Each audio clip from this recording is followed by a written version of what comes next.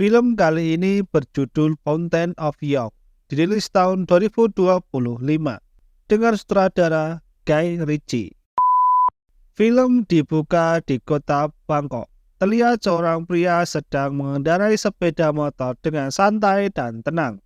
Pria itu bernama Luke Purdue, seorang arkeolog yang sudah tidak lagi terkenal. Baru saja mencuri sebuah lukisan mahal, yaitu lukisan Yesus membawa salib karya El Greco dari seorang bos mafia. Karena itu Luke terus dihubungi dan dikejar oleh anak buah pemilik lukisan yang bernama Kasem. Namun oleh Luke hanya di-reject saja.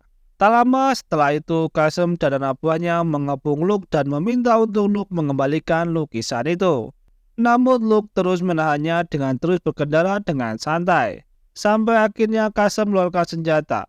Melihat itu Luke pura-pura ingin menepi, namun hal itu digunakannya untuk kabur dari kejaran. Singkat cerita, setelah melewati pengejaran yang panjang, Luke bisa lolos dan naik kereta.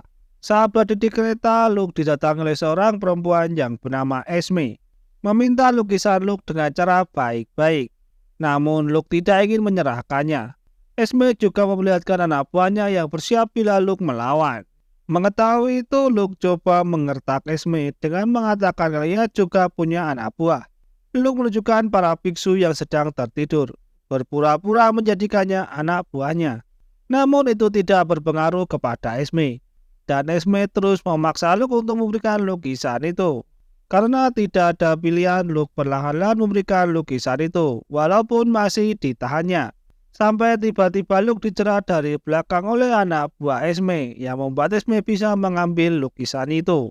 Tapi karena Luke bisa melepaskan diri dari anak buah Esme, Luke lalu mengejar Esme dan coba merebut lukisannya kembali. Kembali terjadi perkelahian romantis di antara mereka. Sampai Luke bisa mengunci Esme di sebuah ruangan lalu naik ke atas kereta, lalu turun dari kereta.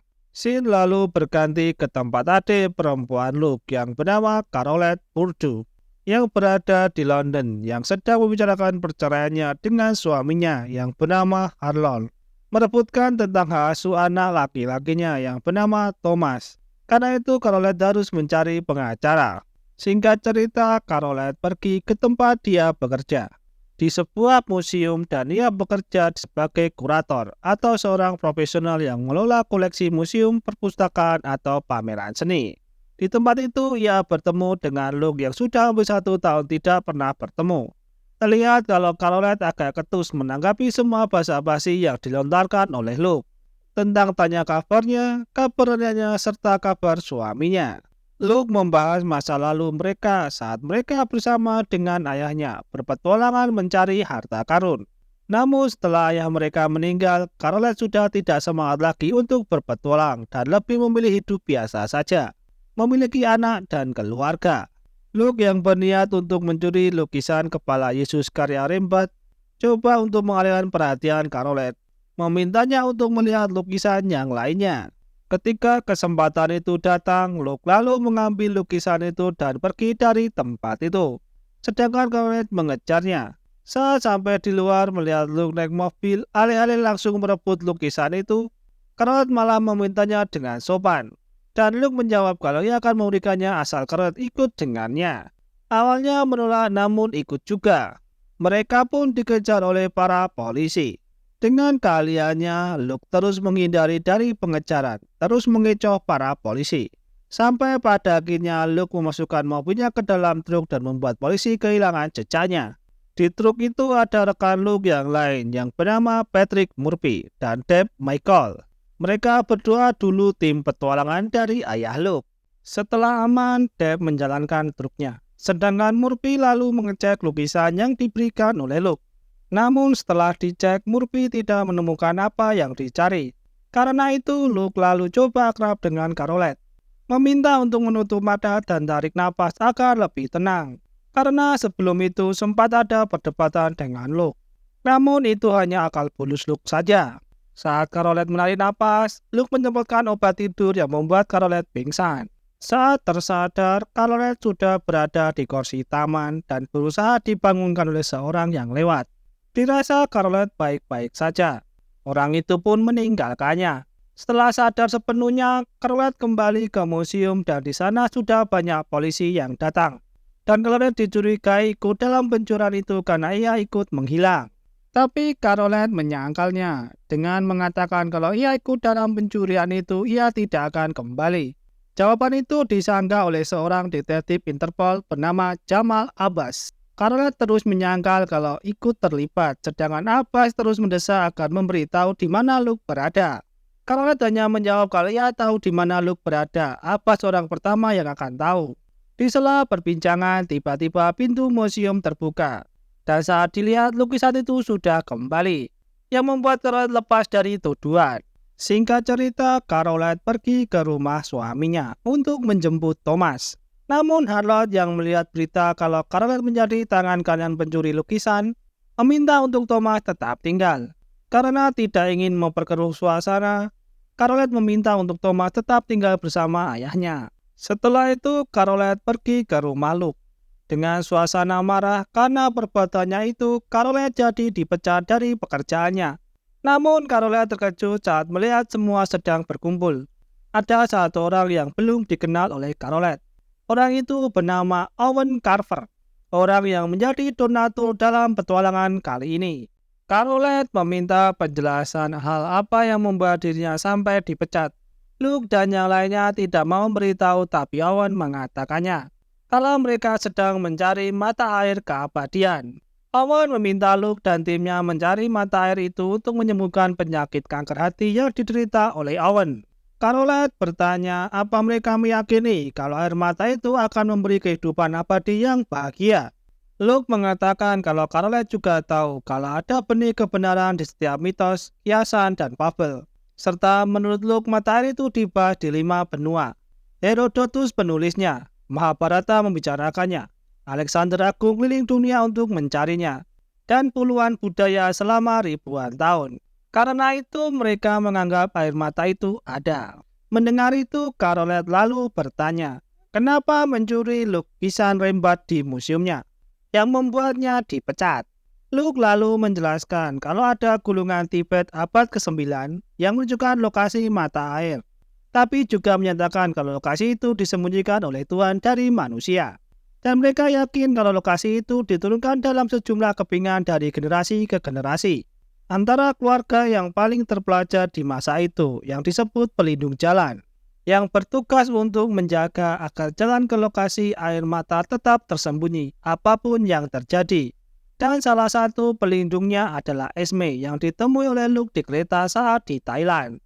Caroline berkata jika pelindung dan Tuhan berpikir untuk merahasiakannya, mungkin ada alasannya. Luke menimpali dengan mengatakan kalau apapun yang bernilai pasti dilindungi.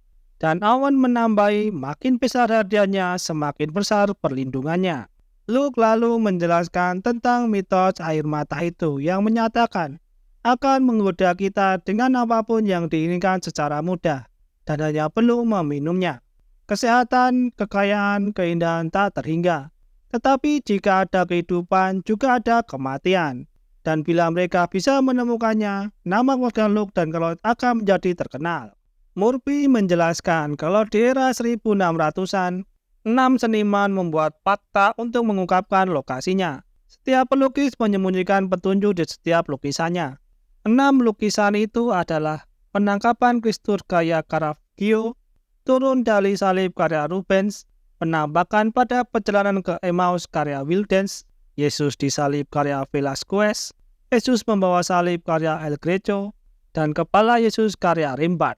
Melihat itu, Caroline mengatakan kalau lukisan El Greco dicuri dari Museum Gardner di Boston tahun 1990 dan hilang sejak saat itu. Tapi Luke langsung menunjukkan kepada Caroline kalau ia sudah mendapatkannya, yang membuat Caroline begitu terkejut. Giliran Dave yang menjelaskan kalau di setiap kanvas ditandai dengan catat terlihat dan tanda tangan rahasia yang tertulis Sec et Unum, yang berarti 6 dan 1. Mereka mengartikan 6 kanvas satu jalan, dan setiap lukisan ditandai dengan huruf yang berbeda, dan yang baru diketahui D, K, C, I, E, dan mereka belum mengetahui artinya. Melihat itu, Caroline menjadi paham gunanya dia di tim itu. yaitu untuk membantu memecahkan teka-teki itu. Luke bingung dengan pernyataan Carolet itu. Carol lalu mengatakan kalau di lukisan Rembrandt itu tidak ada tanda tangan di belakangnya. Luke bertanya, kenapa itu? Carolet menjawab kalau lukisan itu palsu. Namun Murphy mengatakan kalau lukisan itu tidak palsu karena dengan analisis komputer pada sapuan kuasnya dinyatakan asli karya Rembrandt. Carolet mengatakan kalau itu memang karya Rembrandt, namun bukan yang asli. Karena Rembrandt sering membuat tiruan dari lukisannya sendiri. Dan yang diambil Luke tadi adalah yang palsu. Luke berkata kalau Carolet tahu di mana yang asli, namun Carolet tidak peduli. Karena pencurian itu membuat Carolet kehilangan hak asuh anaknya, di mana anaknya paling diutamakan oleh Carolet. Mendengar itu, Owen menawarkan bantuan untuk mengerahkan pengacaranya untuk merebut kembali hak asuhnya.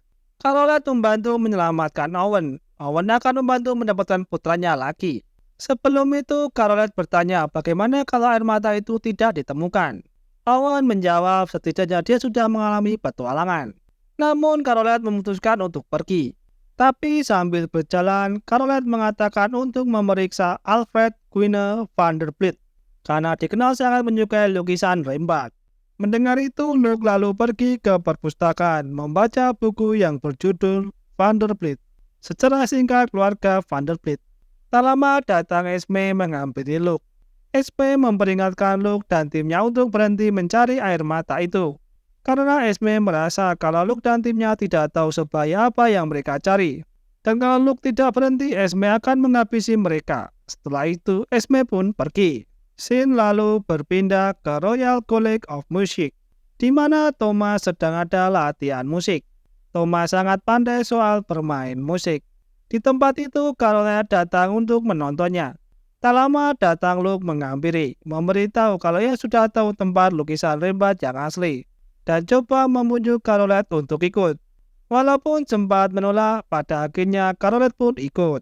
Mereka kemudian pergi ke perairan Irlandia untuk mencari kapal Lusitania, yang dimana merupakan kapal pesiar terbesar di dunia. Dan saat Perang Dunia Pertama, kapal Jerman menenggelamkannya, dan salah satu korbannya adalah Vanderbilt yang membawa lukisan Rembrandt bersamanya. Dan sampai saat ini lukisan itu masih di dalam berangkas khusus dan tenggelam bersama Lusitania. Setelah menemukannya, mereka membuat bangkai kapal itu naik ke permukaan. Setelah itu, Luke dan Carolet masuk ke dalam bangkai kapal dan mencari di mana berangkas itu berada. Setelah lama mencari, mereka menemukannya. Tapi di sisi lain, Deb melihat ada helikopter datang mendekati ke arah mereka. Murphy coba untuk menghubungi Luke, namun komunikasinya terputus.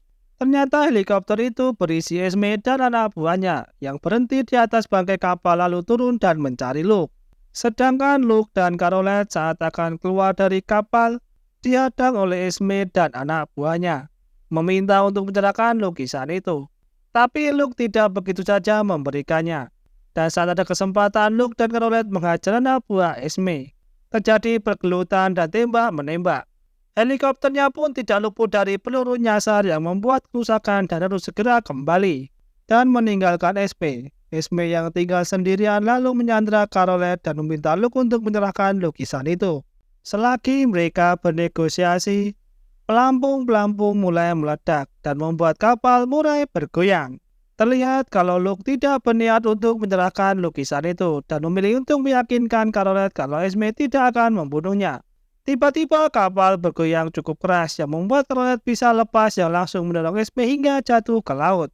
Setelah itu, saat Carolet dan Luke akan keluar, ombak besar menghantam mereka, yang membuat mereka terlempar mengikuti arus. Kaki Luke juga sempat tersangkut jaring, namun Carolet dengan cepat melepaskannya, sehingga mereka berdua selamat. Setelah itu, kapal penyelamat pun datang. Terlihat kalau Carolet marah kepada Luke akibat Luke lebih mementingkan lukisannya daripada nyawa adiknya yang terancam. Setelah itu, Carolet menyerahkan lukisan itu kepada Owen. Singkat cerita, mereka kembali ke markas. Carolet sedang dihubungi oleh Thomas dan menanyakan soal petualangannya. Setelah itu, Harlan yang berbicara memberitahu kalau ia harus pergi ke Jepang untuk bekerja menjadi konsultan perusahaan cover. Itu adalah perusahaan milik Owen. Karena hal itu, Caroline diminta untuk menjaga Thomas selama Charlotte pergi kurang lebih selama 1 tahun. Caroline setuju dan akan menjemputnya besok. Setelah itu mereka kembali membahas penemuannya. Setelah semua huruf lengkap, mereka coba menyusunnya. Namun tidak menemukan nama kota yang sama. Setelah itu menyusun sesuai tata letak huruf itu dan mencocokkannya pada jalan yang sama. Namun lagi-lagi tidak ditemukan. Caroline lalu berpikir dan mengatakan kalau dalam bahasa Latin, V itu adalah W. Setelah diganti dan disusun, mereka menemukan kata wicked, yang berarti jahat. Caroline lalu bertanya siapa yang bertata di Inggris pada awal 1600-an, di mana lukisan itu dirampungkan. Luke menjawab Raja James. Luke lalu mengaitkan angka 6 dan 1 dan jahat, yang mengarah ke Alkitab jahat. Owen yang tidak paham apa yang mereka maksud lalu bertanya. Caroline menjelaskan kalau 6 dan 1 adalah rujukan ke Raja James. James ke-6 yang menjadi Raja Skotlandia dan James pertama yang menjadi Raja Inggris. Dan itu dijabat secara bersamaan, sehingga Raja James menjadi 6 dan 1. Raja James memiliki Alkitab yang bernama Alkitab James. Tapi Alkitab itu ada kembaran jahatnya, yang kurang dikenal yaitu Alkitab jahat. Karena di tahun 1631 ada edisi Alkitab yang salah cetak, di mana ada kejanggalan aneh dalam perintah Tuhan, yaitu kata tidak dalam kau tidak boleh berzinah tidak ada, sehingga kalimat itu dibaca kau boleh berzinah. Karena itu dikenal dengan Alkitab jahat. Tapi Caroline mempunyai pandangan lain. Bagaimana kalau itu bukan kesalahan, tapi sengaja dibuat untuk menandai salinan khusus Alkitab yang memegang kunci untuk memahami jalan itu. Karena itu mereka harus mendapatkan Alkitab jahat itu. Namun menurut Caroline sebagian besar sudah dihancurkan. Namun menurut Luke tidak semua, masih ada satu yang tersisa dan ia tahu di mana tempatnya. Namun tiba-tiba muncul polisi bersama dengan Abbas menyergap mereka. Abbas menjelaskan kalau selama setengah tahun ini ia mengututi Luke dan yang lainnya, serta mencari tahu tentang perusahaan Owen yang awalnya sah dan bergengsi, dijadikan organisasi kejahatan internasional. Selagi Abbas mengoceh, tiba-tiba datang Kasem, menyergap mereka dan menodong semua polisi. Kasem bisa tahu tempat itu karena melacak Abbas. Luke coba memberi penawaran kepada Kasem. Kalau ia bisa membuat Kasem kaya dan bisa mendapatkan semua lukisan yang ada di tempat itu. Namun ia harus melepaskan keempat rekannya terlebih dahulu. Tergiur dengan tawaran itu, Kasem lalu mengeluarkan Deb, Murphy, Owen, dan Caroline pergi dari tempat itu. Setelah itu, Luke berjalan untuk mengambilkan satu lukisan lagi yang lebih berharga dari yang lainnya. Sambil berjalan, Luke coba memberi kado kepada polisi. Luke lalu membuat pengalihan yang langsung dimanfaatkan oleh para polisi untuk menyerang balik. Terjadilah pergelutan antara polisi dengan Kasem. Kesempatan itu digunakan Luke untuk kabur bersama dengan yang lainnya. Singkat cerita, Abbas bisa mengalahkan kelompok Kasem, namun ia kehilangan Luke. Singkat cerita, Luke yang tertidur di dalam pesawat bermimpi kalau ia menemukan air mata keabadian itu. Namun saat ia akan meminumnya, ia melihat kalau Caroline dan Thomas menjadi tua keriput, yang membuatnya tidak jadi meminumnya dan membuatnya terbangun. Mereka dalam perjalanan menuju ke Perpustakaan Nasional di Austria. Di dalam pesawat itu juga terlihat Thomas bersama mereka. Setelah sampai, Caroline, Deb, dan Luke masuk ke dalam perpustakaan yang dipandu oleh kepala perpustakaan itu. Sedangkan Murphy diminta untuk berjaga-jaga di mobil.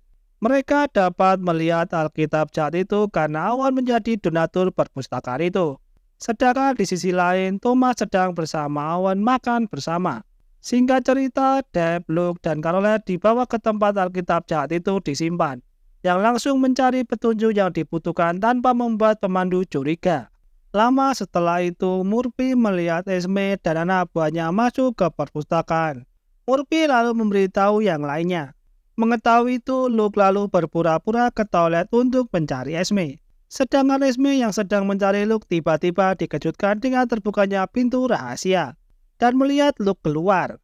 Namun Luke tidak tahu kalau Esme berada di belakang pintu itu. Setelah itu Luke terkejut saat tahu Esme ada di sana. Singkat cerita, terjadi pergelutan yang cukup romantis antara Luke dan Esme.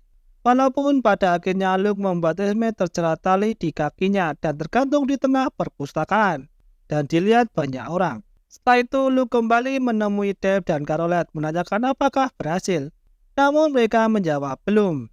Karena itu mereka menggunakan rencana B, membuat pemandu pingsan, membawa Alkitabnya lalu membuat lubang di lantai untuk kabur melalui selokan.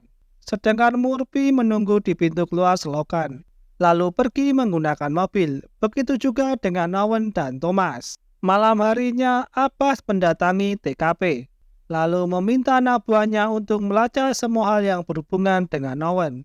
Sedangkan Luke dan yang lain berkumpul di sebuah kamar hotel untuk melanjutkan mencari petunjuknya. Namun mereka tidak menemukan apa-apa di dalam Alkitab itu. Setelah itu muncul Thomas memperhatikan petunjuk yang berada di laptop. Setelah itu Caroline keluar dari kamarnya dan melihat pergi, karena ia merasa tidak sejalan dengan apa yang dilakukan Luke untuk mencapai tujuannya. Luke dianggap terlalu terobsesi. Setelah melakukan perdebatan yang panjang, Caroline lalu mengajak Thomas pergi. Saat di luar hotel, Thomas memberitahu ibunya kalau pola yang ditemukan bukan matematika. Mendengar itu, Caroline lalu kembali. Thomas lalu menjelaskan kalau kode itu bukan sebuah angka, tetapi sebuah nada. Thomas lalu mengubah kode itu menjadi sebuah nada. Setelah itu, Murphy mencarinya dan menemukan kalau itu bagian dari lagu yang berjudul Water in the Desert. Lagu tua dan tidak ada yang tahu penciptanya.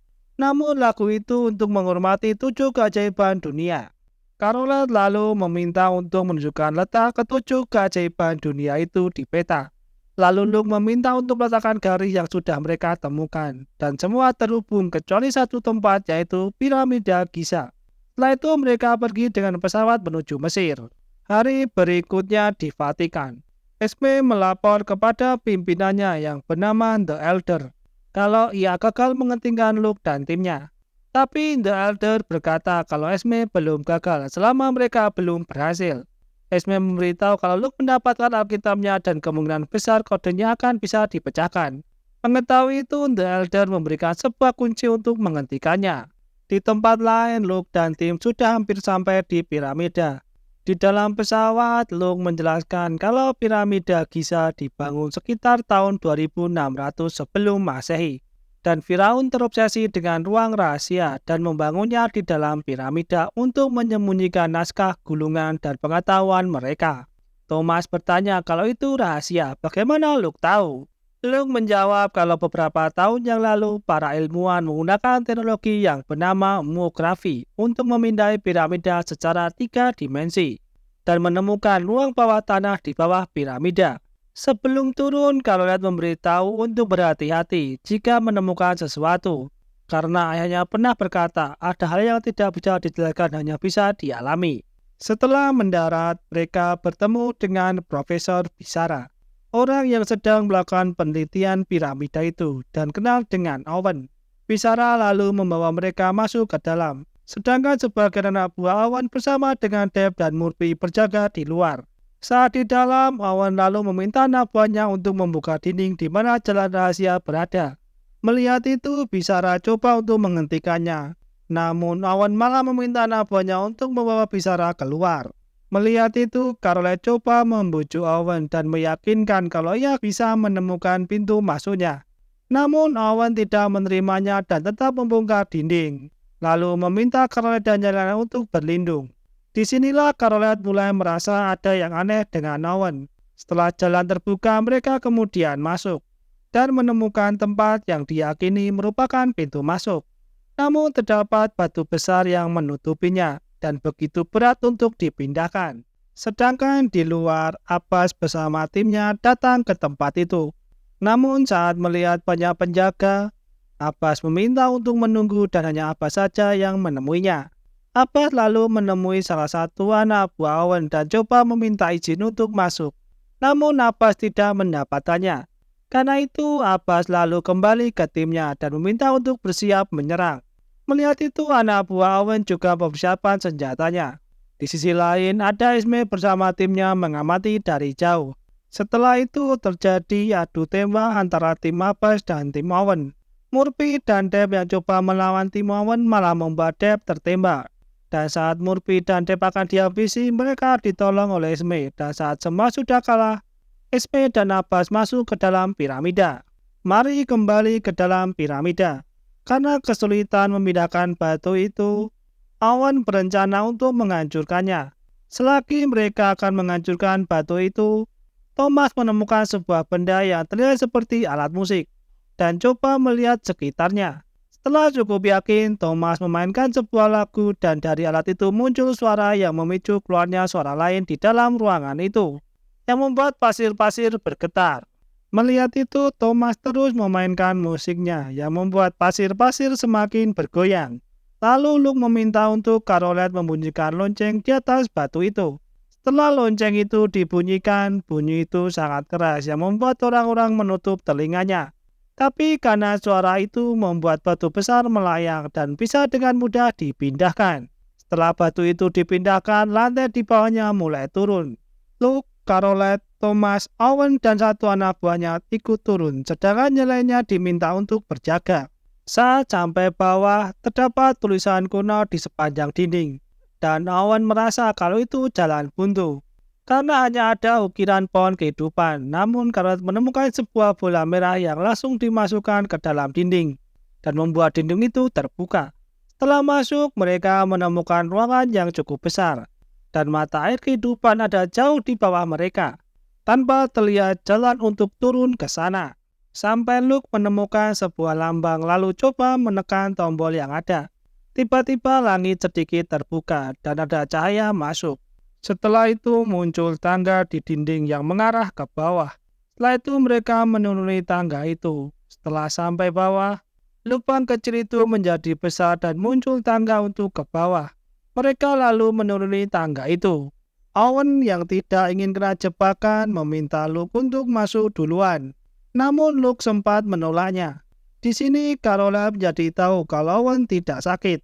Owen yang tidak ingin menunggu lalu menembak Luke. Karena nggak ada pilihan, Luke lalu coba untuk turun menuju mata air. Sedangkan di sisi lain, Esme dan Abbas mengikuti jalan yang dibuat, lalu menghadapi anak buah Owen. Setelah mengalahkannya, mereka turun menggunakan tali dan melihat dari atas saat Luke berjalan menuju sumber mata air. Luke dengan tetap tenang berjalan ke pusat mata air. Setelah Luke menyentuh mata air itu, lalu keluar air di sekitarnya yang membuat air menjadi banyak. Tiba-tiba darah dari luka Luke menetes dan membuat air itu bereaksi dengan tubuh Luke. Membuat Luke seperti mendapat penglihatan kalau ia meminum air itu, Caroline dan Thomas menjadi tua. Karena hal itu Luke tidak jadi meminumnya. Tapi luka Luke sembuh. Owen yang belum percaya menembak tubuh Luke beberapa kali, namun luka itu kembali sembuh. Setelah Owen yakin, Owen lalu masuk ke dalam air, menyayat tangannya dan meneteskan darahnya, dan kembali membuat airnya bereaksi ke tubuh Owen. Melihat itu, Esme lalu bergegas menutup pintu itu, karena menurut The Elder, mata air itu akan menggoda bagai jiwa yang terkuat. Tetapi godaan itu diiringi dengan kekecewaan kejam. Karena saat meminum mata air itu, mata air akan mengambil nyawa orang yang paling disayangi. Tapi kalau menjunjung tinggi dirinya sendiri, tidak ada konsekuensinya, dan langsung berhubungan dengan kekuatan yang tidak terbatas. Sedangkan Owen saat akan meminum air itu hanya melihat dirinya sendiri. Karena itu setelah meminumnya, kekuatan besar masuk ke dalam tubuh Owen sampai tidak bisa menampungnya. Di sisi lain, Esme berhasil membuat tempat itu akan tertutup. Mengetahui itu, Luke, Thomas, dan Caroline bergegas naik. Lubang mulai tertutup mengurung Owen. Tangga-tangga mulai menghilang. Semua bisa selamat, namun satu anak buah Owen tidak selamat dan kembali jatuh ke bawah. Sedangkan di detik-detik akhir, Luke hampir terjatuh dan untung saja diselamatkan oleh Esme. Setelah itu, semua yang selamat keluar dari piramida. Karena Abbas sudah menemukan semua lukisan yang dicuri dan penjahat yang dicari, Caroline dan yang lainnya tidak jadi ditangkap. Sedangkan Luke mendapat ciuman serta ancaman dari Esme kalau ia akan memburu Luke lagi kalau memang dibutuhkan.